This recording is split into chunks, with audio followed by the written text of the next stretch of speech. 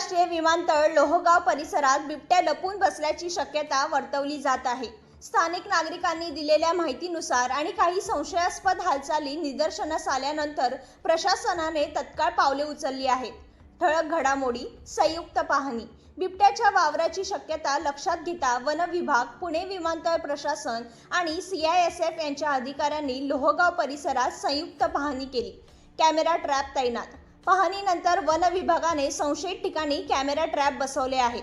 पुढील 48 ते 72 तास या परिसरावर बारकाईने लक्ष ठेवले जाणार असून या कॅमेऱ्यांमधील फुटेज तपासले जाईल।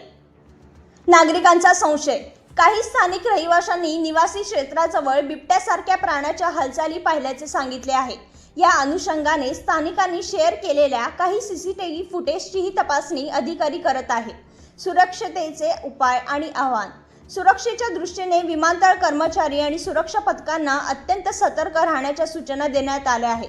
तसेच स्थानिक नागरिकांनी आणि प्रवाशांनी पहाटेच्या वेळी किंवा रात्री उशिरा निर्जन ठिकाणी जाणे टाळावे असे आवाहन प्रशासनाकडून करण्यात आले आहे। पुढील काही दिवसात नवीन पुरावे आढळल्यास आणखी ट्रॅप लावले जातील असे अधिकाऱ्यांनी स्पष्ट केले आहे।